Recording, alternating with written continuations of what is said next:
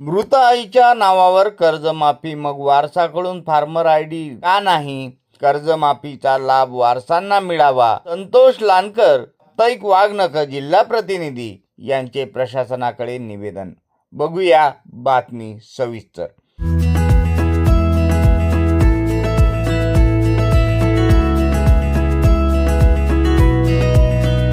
आईच्या नावावर असलेले कर्ज शासनाच्या कर्जमाफी योजनेत माफ झालेले असतानाही आई हयात नसल्यामुळे तिची फार्मर आयडी मागितली जात असल्याने वारसदारासमोर अडचणी निर्माण झाल्याचे निवेदनातून समोर आले आहे. मृत व्यक्तीची फार्मर आयडी सादर करण्याची अट लावून वारसांना कर्जमाफीच्या लाभापासून वंचित ठेवू नये अशी मागणी करण्यात आली आहे.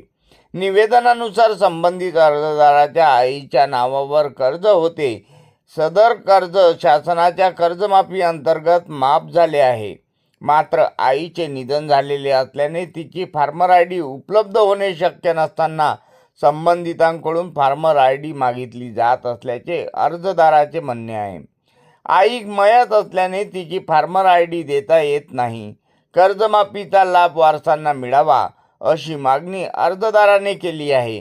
संबंधित वारस महादेव लक्ष्मण लानकर यांना नियमानुसार कर्जमाफीचा लाभ मिळावा अशी विनंती निवेदनातून करण्यात आली आहे.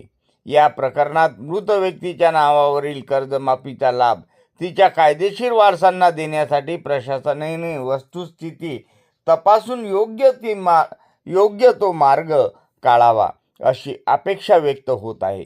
मृत व्यक्तीची फार्मर आयडी कुठून आणणार? कर्जमाफी मंजूर असताना केवळ तांत्रिक कागदपत्राच्या कारणामुळे वारसांना लाभापासून दूर ठेवले जाणार का, असा सवालही या प्रकरणातून उपस्थित होत आहे.